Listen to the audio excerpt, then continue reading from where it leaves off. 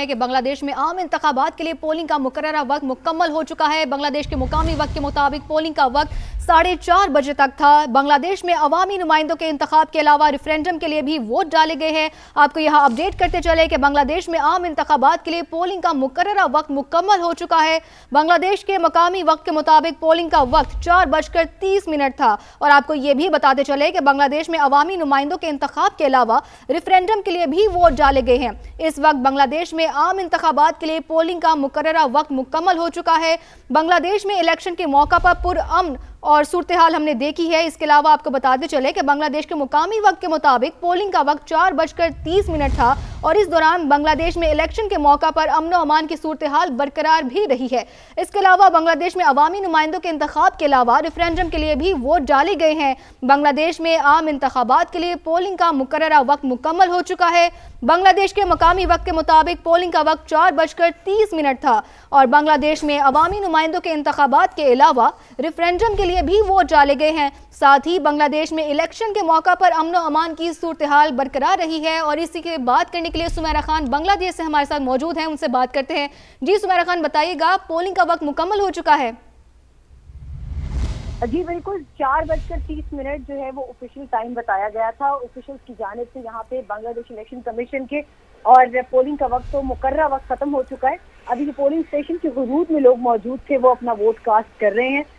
دروازے فی الحال جو ہیں وہ بند کر دیے گئے ہیں پولنگ اسٹیشن کے مراکز کے، مگر ابھی تک ایکسٹینشن کے حوالے سے ہم مسلسل رابطے میں ہیں بنگلہ دیش ہائی کمیشن کے آفیشلز کے ساتھ کہ اگر کوئی ایکسٹینشن زیر غور ہے تو وہ کیا ہوگی اور کتنے وقت کے لیے ہوگی، اس کی مصدقہ اطلاعات ابھی آنا باقی ہیں، کیونکہ کچھ پولیٹیکل پارٹیز کے ہیڈز کی جانب سے الزامات لگائے گئے ہیں کہ کچھ علاقوں میں انریسٹ کے انسیڈنٹس سامنے آئے ہیں۔ اگر ایسا ہوتا ہے تو اس ٹائم ڈیمیج کو کمپنسیٹ کرنے کی کوشش کی جائے گی۔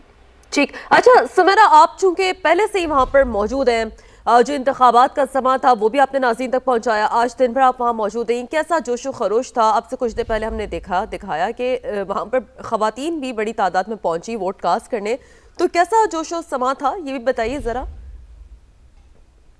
یہ جو ہے یہی چیز ہم جب سے لینڈ کیے ہیں ڈھاکہ کے اندر تب سے ہم یہی چیز رپورٹ کر رہے ہیں، اور بہت ایک اوور ویلمنگ رسپانس یہاں پر، اول تو بینگ اے پاکستانی میڈیا ہمیں بہت اوور ویلمنگ رسپانس ملا، because we were amongst the very first few media outlets from foreign land جو آئے، اور اس میں ہمیں خواتین کی جانب سے اور جو بچے ہیں، ٹین ایجرز ہیں، جو ینگ جنریشن ہے ان کی جانب سے نہ صرف ایک کھلے دل سے تسلیم کیا گیا کہ اب انتخابات ہو رہے ہیں، اور بلکہ وہ کہتے بھی نظر آئے کئی جگہوں پر کہ ہمیں 17 سال کے بعد کھل کر ووٹ دینے کی، کھل کر جینے کی آزادی ملی ہے، اور یہی ہم سوچ رہے ہیں کہ آگے آنے والی حکومت جو ہے وہ اسی پیٹرن کو لے کر چلے، ہمیں مایوس نہ کرے۔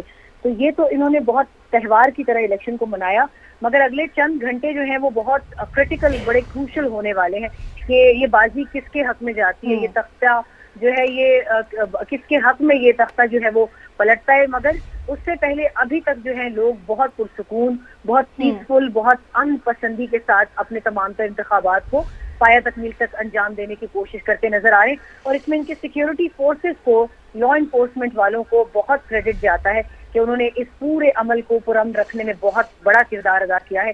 حساس پولنگ اسٹیشنز کی تعداد جیسا کہ آپ جانتی ہیں، نصف سے زیادہ پولنگ اسٹیشنز کی تعداد جو تھی وہ حساس قرار دی گئی تھی، اسی لیے 90% پولنگ اسٹیشنز پر CCTV کیمراز نصب کیے گئے تھے، باڈی وارن کیمراز دیے گئے تھے فورسز والوں کو، اور اس مرتبہ پہلی مرتبہ UAVs کے ذریعے، ان مینڈ ایریل ویکلز کے ذریعے۔ جی ٹھیک، سمیرہ خان بہت شکریہ آپ کا اپڈیٹ کرنے کے لیے۔